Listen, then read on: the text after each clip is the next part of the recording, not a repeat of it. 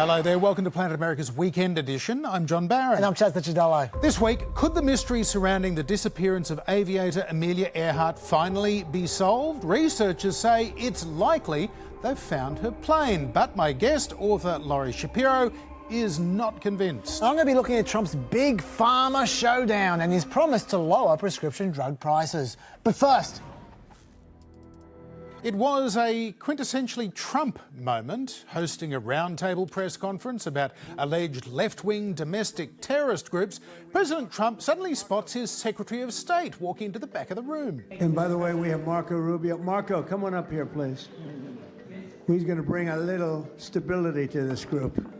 Come on up. Does everybody know Marco Rubio? Is there anybody that doesn't? Some of the reporters don't. That's why they shouldn't be reporters. Which job is he here for today, Come sir? on up here, Marco. Anything we should know about the Middle East? Well, in fact, there was, but Marco wasn't going to blurt it out in front of everybody. So he sits down and starts scrawling the president a note. And as Attorney General Pam Bondi talks about Antifa, which, by the way, she says is as bad as ISIS, Hamas and Hezbollah, Rubio passes the note behind her to the president. And then he whispers something to Mr. Trump, who immediately shares the news with the world. Yeah, I was just given a note by the Secretary of State saying that we're very close to a deal in the Middle East, and they're going to need me pretty quickly, so I will take a couple of more questions. And what was on that note was pretty interesting too. Associated Press photographer Evan Vucci was able to zoom in on it, and it read, "Very close. We need you to approve a Truth Social post soon so you can announce deal first." America's chief diplomat's chief diplomacy seems to be with the commander-in-chief, making sure he gets the credit he craves. And sure enough, President Trump's social media account soon announced Hamas had agreed to the first phase of a ceasefire plan, including the release of all remaining hostages, living and dead, 2 years and a day after Hamas terrorists attacked Israel. And that Israel will withdraw their troops to an agreed-upon line in what Trump called the first steps towards a strong, durable and everlasting peace. He made no mention of the other side of the deal, although Qatari mediators soon did, as well as Israeli hostages. Palestinian prisoners will be released and parties will allow the entry of aid to Gaza. And earlier today, the Israeli cabinet approved the ceasefire deal, and President Trump says that he'll be heading to the region within days. And our final negotiation, as you know, is with Hamas, and it seems to be going well, so we'll let you know. If that's the case, we'll be leaving probably on Sunday, maybe Saturday, maybe a little later than Saturday evening, but that seems to be our schedule. After setting out a 20-point peace plan in late September, which excludes Hamas from governing Gaza, it'll be interesting to see how Trump now positions himself in this process, what photo ops he might try to stage with returning hostages, whether fighting resumes after the hostages and prisoners are returned, whether Hamas is genuinely prepared to lay down their arms, and whether Trump gets a Camp David moment of a peace agreement being signed, and indeed if this helps him to win the Nobel Peace Prize, making him the fifth current or former US president to do so. But of course, beyond any individual legacies or achievements or prizes, the ultimate question is whether the deaths of 70,000 or more Palestinians and Israelis has brought that region any closer to a lasting peace. Yeah, look, we've had a laugh about Trump's attempts to take credit for ending 7 wars before. It should be 8. Yeah, that's right. Well, out of that first 7, many of them weren't wars, and many of them weren't ended, and many of them had nothing to do with Trump, what happened. But if this peace deal actually sticks, I do think Trump deserves serious credit here, because I'm not sure this would have happened without Trump bullying Netanyahu in a big way. Netanyahu apparently was unimpressed with Hamas's attempt to negotiate some of Trump's 20-point peace plan. According to Axios, Netanyahu told Trump this is nothing to celebrate and that it doesn't mean anything. But Trump responded, "I don't know why you're always so f***ing negative. This is a win, take it." And Trump basically ordered Netanyahu to shut up and get on board. And Trump's been bullying Netanyahu all year. He forced Netanyahu to abort a major counterstrike in Iran. Remember, at the end of that war, he ordered Netanyahu not to annex the West Bank. He negotiated the release of an American hostage from Hamas behind Netanyahu's back. And he made Netanyahu apologise to Qatar for his recent strike there. Now he's bullying Netanyahu to swallow this arrangement as well. Netanyahu basically has to lump it because he's got no other options left except for Trump. And he knows Trump could literally dump him at any moment. That's how Trump rolls. As Trump said to Axios, I said, Bibi, this is your chance for victory. He was fine with it. He's got to be fine with it. He has no choice. With me, you've got to be fine. So this is still early days. It could easily still fall apart, and there may well have been a less bloodthirsty way of achieving the same deal. But regardless, I do think if this happens, Trump might have pulled something off here that Biden might not have been able to do, and he will have earned some genuine credit, I feel. Let's see. Well, yeah, we will see. The proof will be in the pudding, and the devil is in the detail as well, because in classic sort of Trump diplomacy style, a lot of the backwork on this was done not just by the Qataris and the Egyptians, but from the American point of view, not so much Rubio as Steve Witkoff, Trump's old real estate buddy from New York, who's been his special envoy to the region, and Jared Kushner, who, of course, spent a lot of time in New York real estate circles himself, and they are already giving interviews saying, we took a very New York real estate approach to this, get them to sign the agreement, basically get the signature at the bottom, and then fill in the contract above that. And a cynic would say, well, look, all the parties kind of got to a point where they had gone about as far as they could with this war business. It was time to bring it to an end. Nobody was achieving any more by prolonging this. But the fact is, a lot of diplomats spend an awful lot of time getting it, well, point one, I can't do point three. They got the agreement. Does it hold together? And does it get us just beyond an end to the fighting to ultimately a future for a Palestinian state, which is what the Palestinians are clearly hoping for, and much of the region expects will come out of this at a future point. And let's not kid ourselves, the Israeli right wanted to go further with this war. Yeah. This is still an achievement. Yeah, it certainly is. The United States government shutdown, meanwhile, is into its second week. Democrats continue to hold the line in the Senate, wanting an extension of healthcare subsidies to prevent premiums more than doubling at the end of the year. Republicans are insisting that senators pass a House-passed continuing resolution to give them 7 weeks to sort out that Obamacare stuff. But with the House members going home last week, not even in town, not a lot of negotiations actually being done. More voters right now are blaming Republicans for this shutdown. That can change, but right now 41% blame Republicans, 30% Democrats. I suppose not surprising given that Republicans are the party in power expected to govern. But if you ask Republicans, only 4% of them blame Trump and Republicans in Congress, while 80% of Democrats say it's the Republicans' fault. So they really are living in parallel universes right now. Both sides are down in the generic congressional ballot. The GOP is down 3 this week. Democrats are down just 1, but Democrats lead by 5 overall. And that, if it were translated into next November's election, still a long way off, but it would see the Democrats pick up the House of Representatives next year. Donald Trump's personal approval is also slipping. It's now down into the 30s, with just 33% of women approving and just 25% of Hispanic Americans supporting of Trump. To put that in context, Chaz, Donald Trump got 48% of the Hispanic vote in November last year at the election. So he's clearly losing significant amounts of support there, perhaps in part because of those ICE raids and deportations that they're seeing on their TV screens every night. But as for the shutdown itself, President Trump is currently both threatening to sack hundreds of thousands of furloughed federal workers. We don't need them anymore. Or if they do come back to work, he's not going to give them back pay for when the shutdown ends. So this standoff is continuing. And for the record, the longest ever shutdown of this sort, they've only been happening since the 1970s.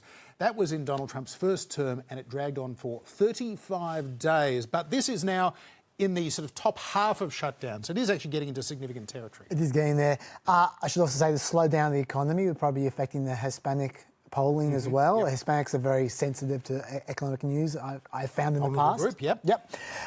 In terms of the polls, generally it looks like the Democrats are doing quite well out of the shutdown. At least not doing as badly as Republicans are doing, and that is counterintuitive because the Republicans were holding the cards at the beginning.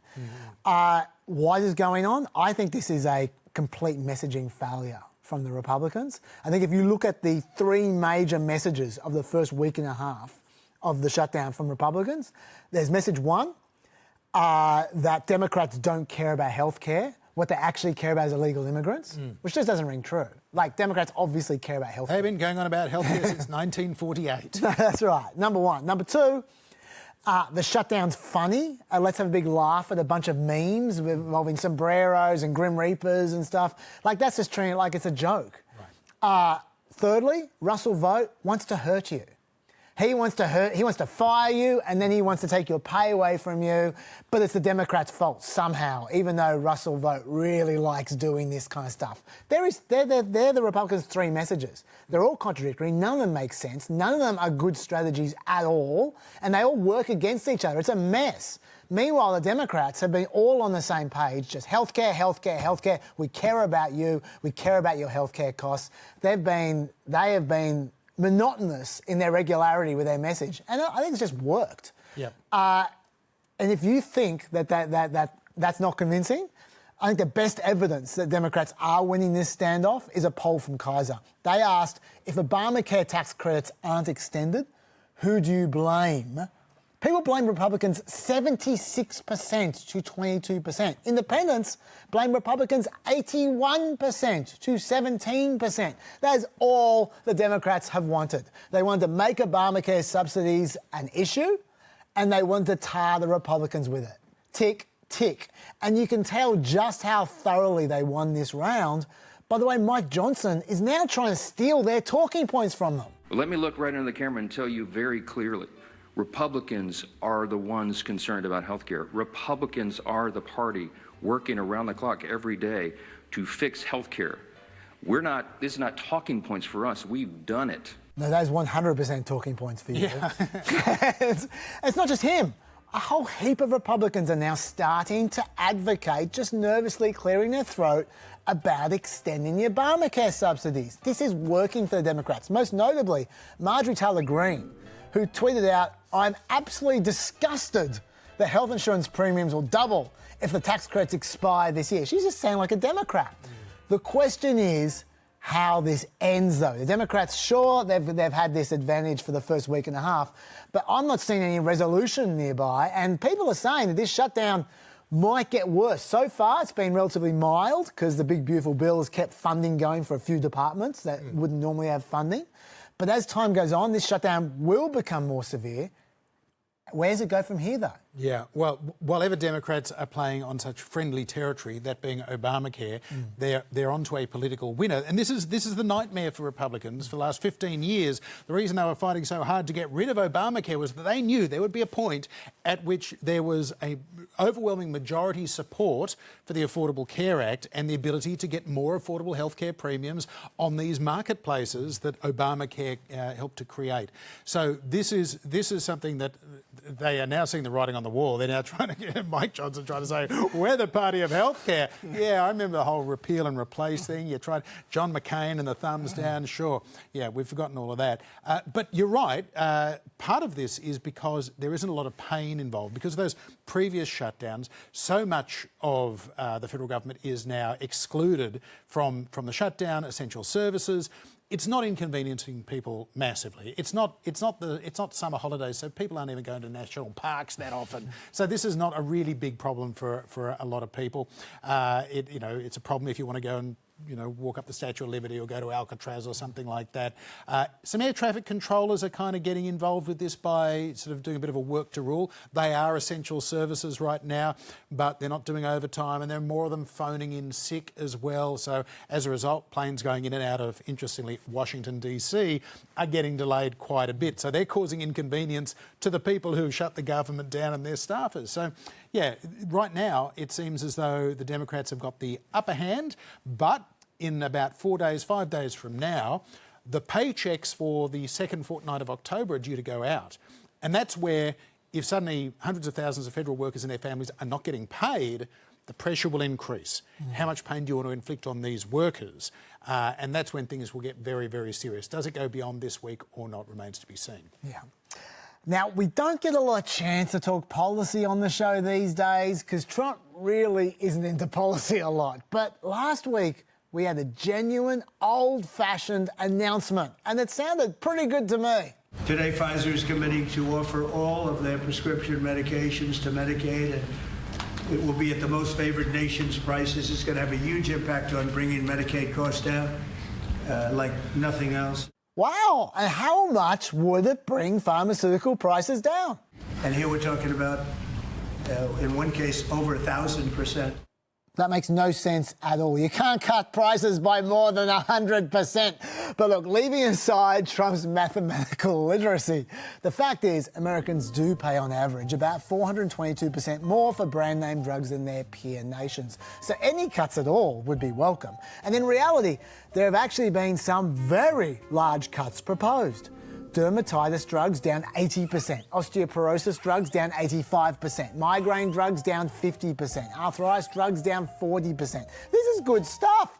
But how does it all work? Well, there are two parts to this announcement. One, well, you just heard it. Let's watch it again. Today, Pfizer is committing to offer all of their prescription medications to Medicaid, and it will be at the most favored nation's prices. It's going to have a huge impact on bringing Medicaid costs down. So Pfizer are going to offer the lowest prices they offer America's peer countries to Medicaid for Medicaid's drugs.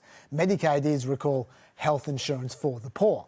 Secondly, there's going to be a website where you can buy your drugs from direct, called TrumpRx.gov, and it will allow American patients to purchase medicines direct from Pfizer at a significant discount. They say the large majority of the company's primary care treatments and some select specialty brands will be offered at savings that will range as high as 85%, and on average, savings of 50%.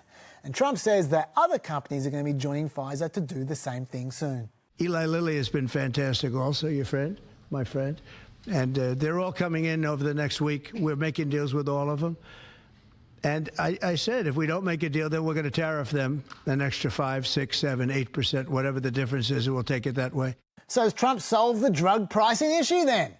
Sadly, it seems not.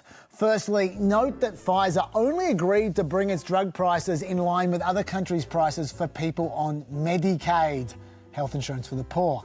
But drug makers already offer huge discounts for Medicaid, and people on Medicaid pay almost nothing for their drugs already. So that part won't be helping people very much. As for the website where anyone can buy discounted drugs direct, that site isn't likely to help the average person with health insurance out much either, because even with the discounts, prescriptions could still cost thousands of dollars, which is much more expensive than you would normally pay for drugs if you have health insurance.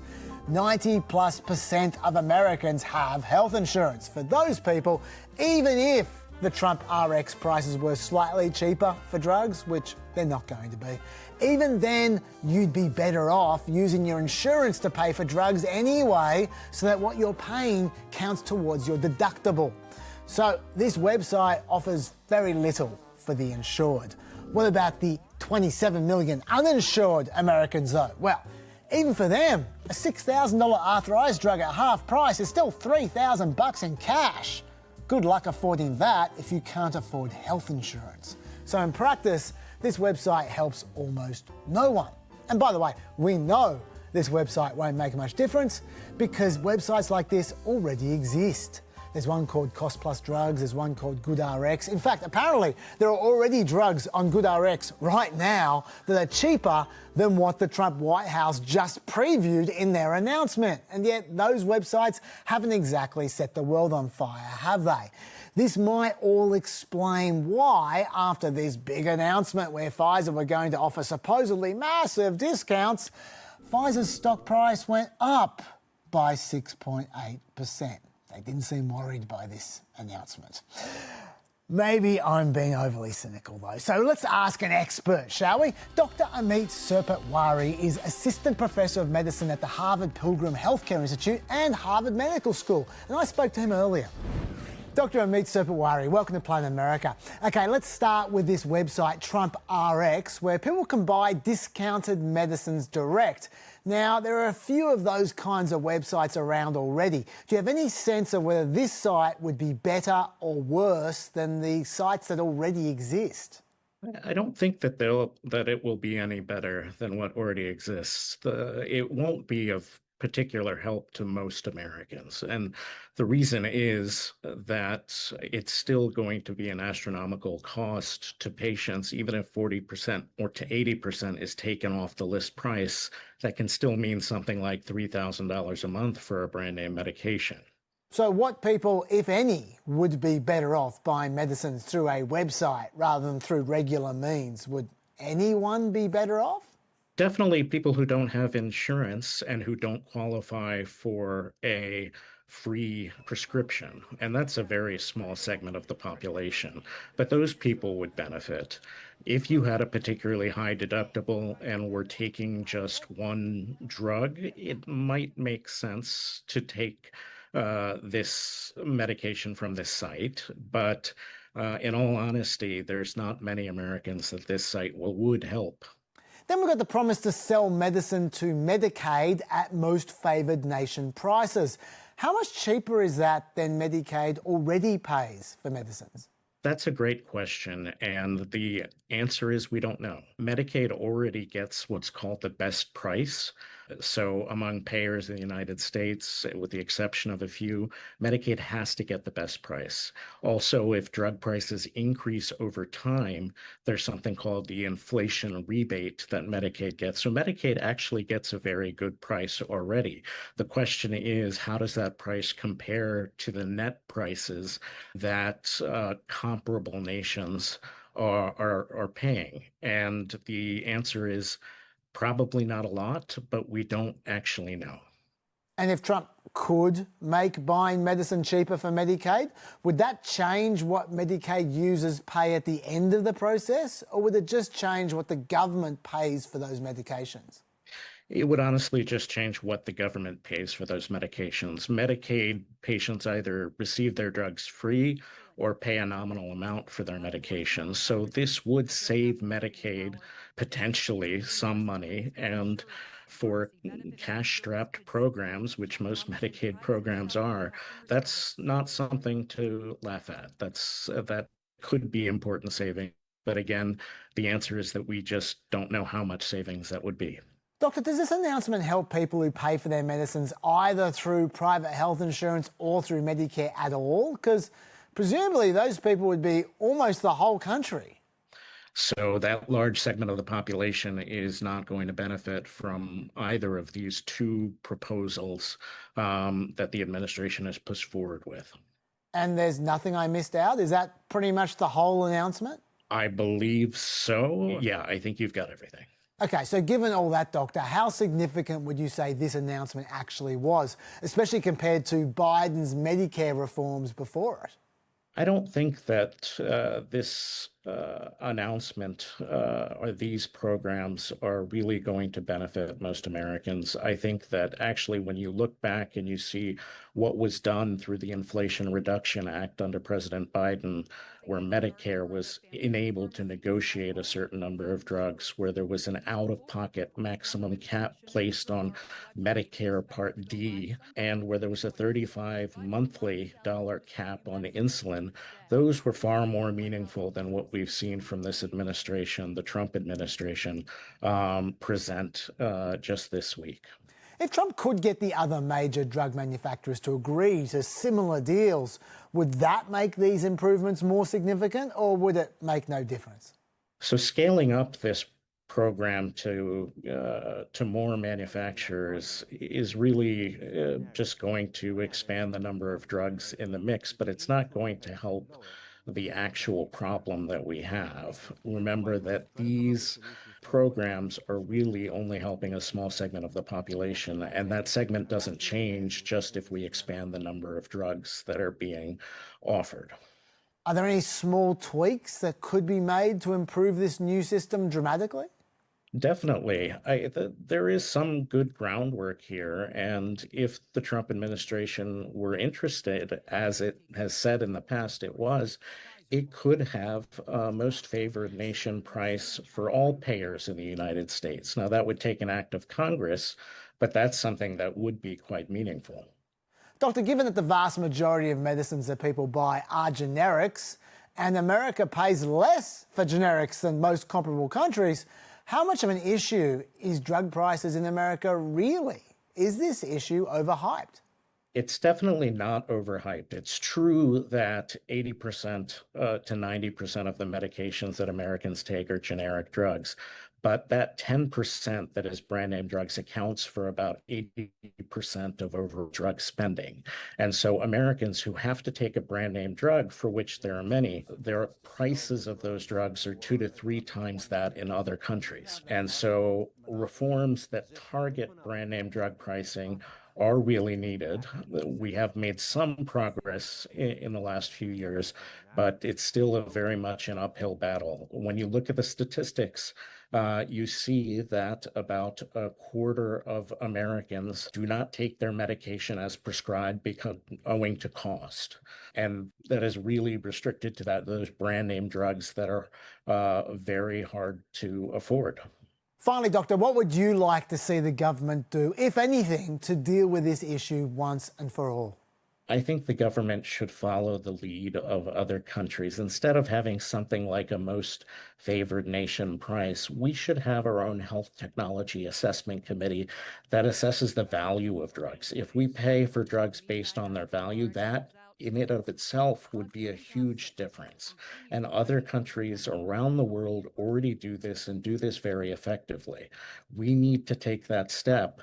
And I think we're closer to eventually taking that step because drug pricing is a big problem. And most of these other proposals that we're seeing really don't make much of a difference. Dr. Ameet Sarpatwari, thanks for visiting Planet America. Thank you for having me. Chicago has become the latest major American city to see National Guard troops deployed by the Trump administration in the name of protecting federally owned property. Hundreds of troops from the Texas and Illinois National Guards have been sent into Greater Chicago to guard US Immigration and Customs Enforcement buildings and other federal facilities, some of which have been the target of protests during a roundup of suspected illegal immigrants in the city. The city's mayor, Brandon Johnson, says that the police can manage any protests. They did so even after riots, which erupted in July, and he says they do not welcome these federal troops. I pray for Donald Trump. His soul. He's lost. And that's why it's important that we help find a way to protect our democracy and our humanity. That's what I'm motivated by. He seems serious, Chaz. President Trump, meanwhile, demanded that Mayor Johnson and Illinois Governor J.B. Pritzker be arrested for failing to protect the immigration officers. Pritzker's response was fairly blunt. He's demented, literally, unhinged. And this is somebody who's so insecure that he lashes out pretending that he can come arrest people for no reason at all. He can't, he isn't going to do it. Taco. Trump always chickens out. Yet another potential 2028 Democratic presidential candidate enjoying a potential fight with Trump.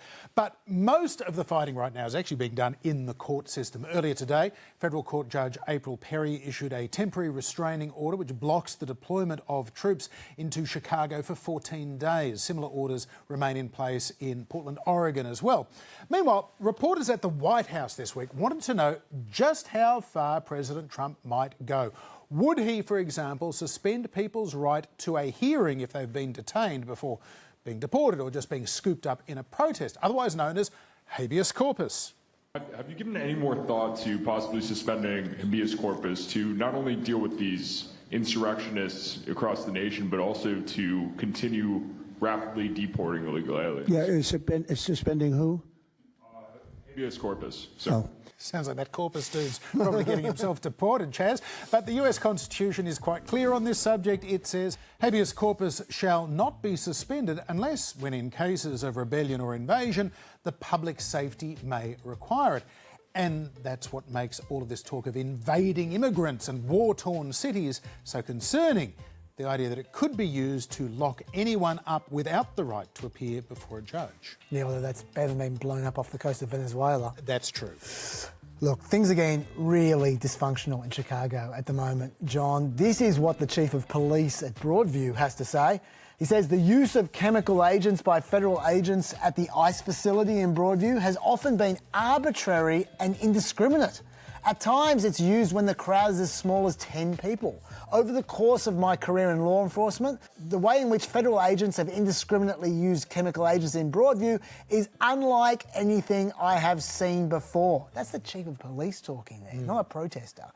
JB Pritzker is openly accusing ICE of deliberately provoking protesters to try to draw a violent reaction out of them.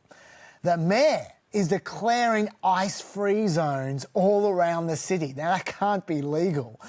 Most worryingly, when there was a supposed incident involving ICE and some potential assailants the other day, John, ICE made an urgent call to the Chicago police for help. They feared for their safety, and the Chicago police responded with this. Per the Chief of Patrol, we have all the units that per 999. Chief of Patrol said all units clear out from there. We're not sending anybody over to that location. 62, we're going to clear out as soon as we can, Spot. We're like locked in over here, so we're going to do the best we can to get out of here as soon as we can. So if you didn't hear that very well, she said, per the Chief of Patrol, all units clear out. We're not sending anyone out to that location. The Chicago police abandoned ICE when they thought they might be in danger. Now, I know that ICE have been accused of calling 911 very lightly in Chicago. There's been controversy over that.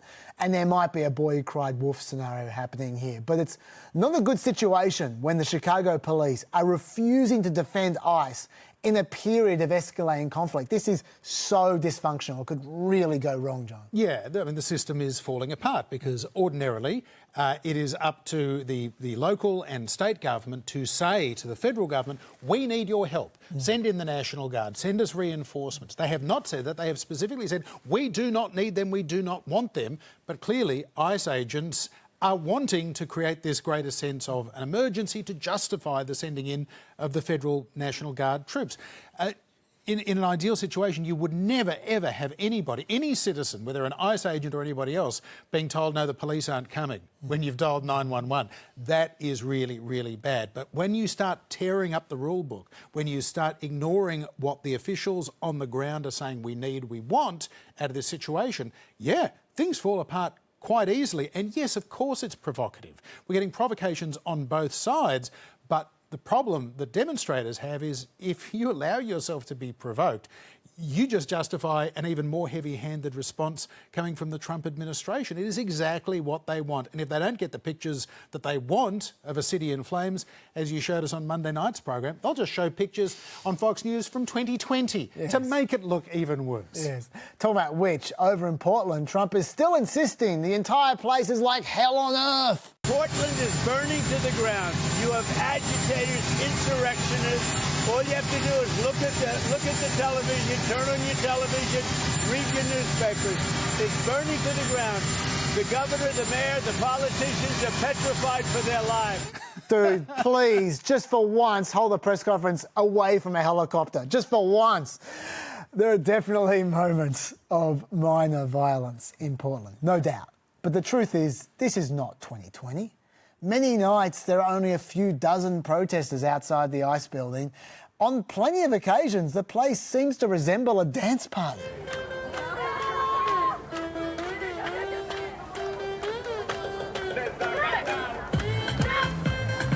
Some dangerous moves there, John. Yeah, dinosaurs got something going on.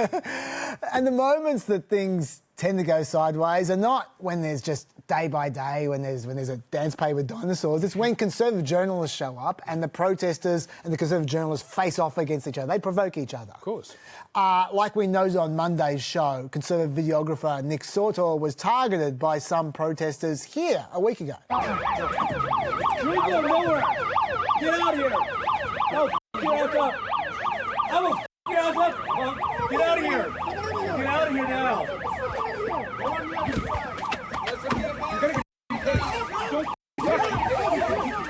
You're gonna get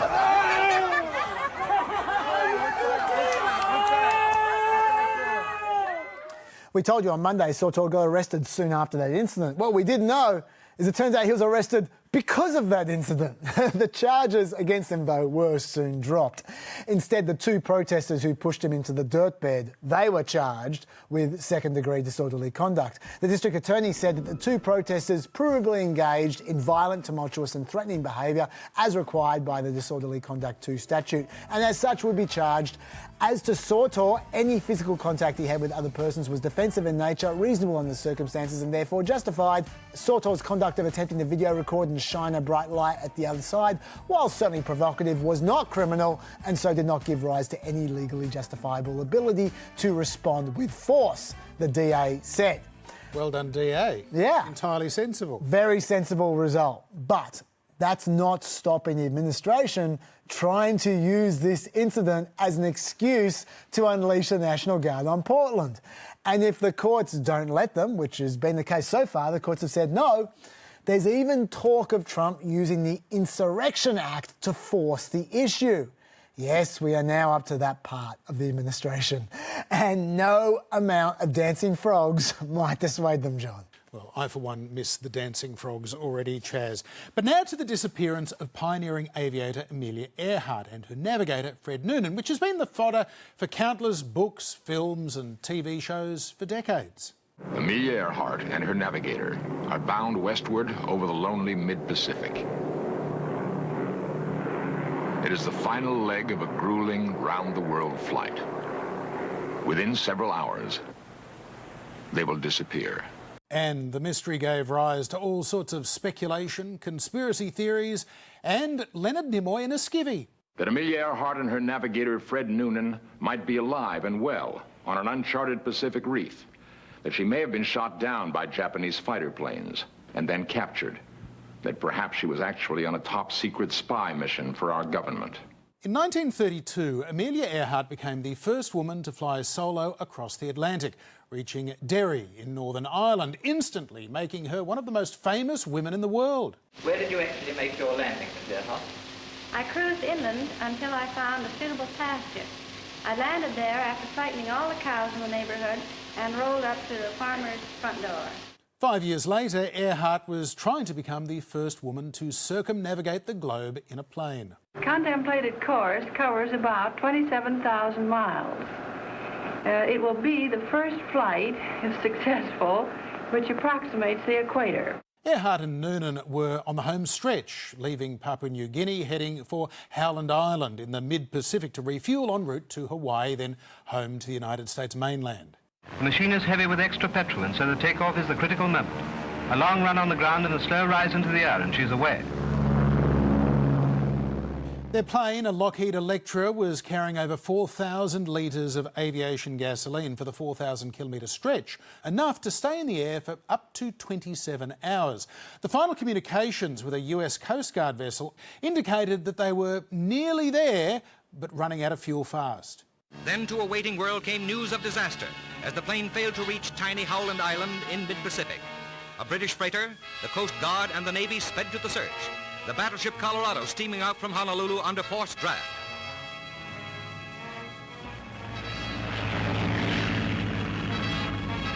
From California, the aircraft carrier Lexington, with 3,000 men and 72 planes aboard, races into the distant Pacific to join the greatest searching party in the history of aviation. That search found nothing. But now, almost 9 decades later, a potential breakthrough. One of the greatest mysteries in aviation history may finally be solved. Purdue University researchers say they have found very strong evidence of Earhart's plane. The group is set to travel to the South Pacific to determine if this so-called visual anomaly in the water off of a remote island is in fact the wreckage of the lost plane, which is in a lagoon on a small island between Australia and Hawaii. The possible location of the crash, Niku Island, an uninhabited part of Kiribati, also known as Gardner Island, is over 600 kilometres southeast of Howland. It's been searched over the years and it was a colonial and military outpost during World War II. But no sign of Earhart, Noonan or their plane was ever found. But Maybe now the shifting sands of the lagoon have revealed an end to this mystery. The possible discovery comes after this surprise presidential announcement just last month. Amelia made it almost 3/4 around the world before she suddenly, without notice, vanished, never to be seen again. Her disappearance almost 90 years ago has captivated millions. I am ordering my administration to declassify and release all government records related to Amelia Earhart, her final trip, and everything else about her. The Purdue researchers are due to arrive at the lagoon in mid-November, but my guest this week doubts that they will find Earhart's plane or that there are any dark secrets in those government files Trump is going to release. Journalist Laurie Gwen Shapiro is the author of the book The Aviator and the Showman. She spoke to me this week from New York. Laurie Shapiro, welcome to Planet America. Researchers at Purdue University say they believe it is likely they've found the wreckage of Amelia Earhart's plane at Niku-Maroro. Do you think it's likely? No, I think it's unlikely. I think that she ran out of fuel, and there are a lot of people that are trying to make money off of different theories that have things like foundations where they raise money. If you look at the actual people who are the most clued in, for example, the people like those at the Smithsonian and scientists and experts at the Amelia Earhart Hangar Museum, people believe that she ran out of fuel. I wrote a book called The Aviator and the Showman that shows to great extent that there was a lot of things that went wrong between Amelia Earhart and her husband, George Palmer Putnam, who did this last trip around the equator in 1937. And there was a lot of equipment left off. There was personnel issues with Fred Noonan. There was a lack of planning. She's a good person and a brave person, but you could say it was a tragedy foretold. And there are archives that are already out there, including the Coast Guard records and newly released audio recordings that are in the Smithsonian itself, the Amelia Earhart Project, where people who are on the Coast Guard cutter, the Itasca, are talking to Amelia Earhart, and she's frantic, basically, and she's basically running out of fuel. So how is she going to go hundreds of miles away when she's out of fuel? Now, there are going to be people that really fight back, and that's another part of the story. There's sort of bullying in this community, but I'm here to be what I think is a voice of reason, at least. And Laurie, explain to us exactly why you think it is so implausible. Is it not possible that Earhart's plane could have strayed that many 100 kilometres to the southeast? My personal take is that the plane is somewhat northwest of Howland Island, very deep in the ocean, very deep in the Pacific. There were a lot of mistakes made. And if you did not have the right amount of gas, you're in trouble. And a lot of her friends who were very seasoned pilots were telling her that this was basically a suicide mission. And what it really was a retirement plan for Amelia Earhart and her husband, George Putnam, unlike other flights that were really to push, how far women can go. I mean, like, for example, her famous 1932 solo flight across the Atlantic. The agenda for that was purely to show that women could do it. This was a lot of money that was riding on this last flight. It's not one flight. The gimmick was that she was going to fly as close to the equator as she could. And you're going basically from Lae, New Guinea to Hawaii with a stop on an island, which is the size of Central Park. So no, I don't think that Amelia Earhart died in any mysterious way. I think that she died from a lack of preparation from this flight, and she ran out of fuel, and that the plane is very deep in the Pacific Ocean and just has not been found yet. What about, Laurie, the speculation that's been around really since the 1940s that maybe Amelia Earhart was a spy, or at the very least she was gathering intelligence for the US government? Do you think there could be something like that in these files? No. I think that Amelia Earhart, I've been researching my book for over 5 years, you would know that she is an absolutely committed pacifist, very anti-war. This is 1937 when she disappears. We don't know what would have happened after Pearl Harbor happened in 1941. Some people changed their tune. But in 1937, she was very much involved with the Democratic Party. She was a confidant of FDR, but she was also friends with them. And with Eleanor Roosevelt as well, she was into a lot of left-wing causes. She was anti-war. She would not have been involved. And what's interesting is that I did an interview with her niece who recently died, and I was able to see the family Bible, which has her dying around July 2nd or 3rd. No one in the Putnam family or in the Earhart family believed anything other than she ran out of fuel and is at the bottom of the Pacific. No one at the Smithsonian believes anything other than that. And the Smithsonian is really, the National Air and Space Museum here, they're not allowed to go on record about various conspiracy theories because it's not for them to say. I mean, they basically keep mum. But off the record, you get a lot of experts raising eyebrows at any claim that she went beyond her fuel range. It's just, in my opinion, it's silly and it's bad. It's bad science. Finally, Laurie Shapiro, until Amelia Earhart's plane is found, indeed if it ever is, and those final questions are answered, there will still be mystery and there still will be some conspiracy theories. But all of that aside, based on your years of research, how do you think Amelia Earhart should be remembered? Well, first of all, I think she was a very good person. I listened to 200 hours of tapes which haven't been listened to by many people. The man named Elgin Long was the one who recorded them in 1971, trying to solve the mystery. She's really a more nuanced person than we give her credit to. She wasn't the best pilot. I think this is hard for people to accept. She's a good pilot. You can't go across the Atlantic by yourself without being a good pilot, but she's supposed to go to Paris and she lands in a cow field in Ireland. But what she is an incredible feminist, by the way, and she's an incredible ambassador for aviation. During the Great Depression, the aviation industry tanked, and it was Amelia Earhart that encouraged women to take flights as passengers, to get children up in the air. And she basically almost single-handedly saved the aviation industry. And I think that that's pretty good of a legacy, that she is a tremendous feminist that wants women to achieve, and that she wants aviation to soar.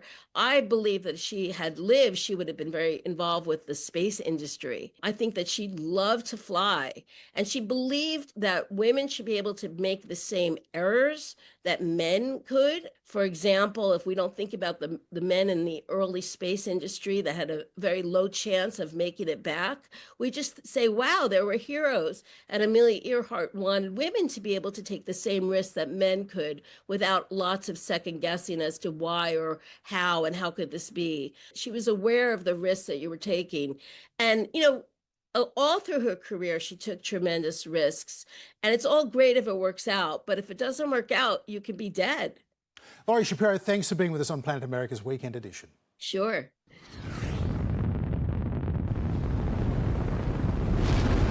And that is all for another weekend edition of Planet America. We'll be back here on ABC News at the same time next week. Our next episode is on Monday night on ABC TV at 9:35 p.m. Both programs are on ABC iView, YouTube and Facebook. And do not forget to, Pep, the Planet Extra podcast is available right there. Bye-bye.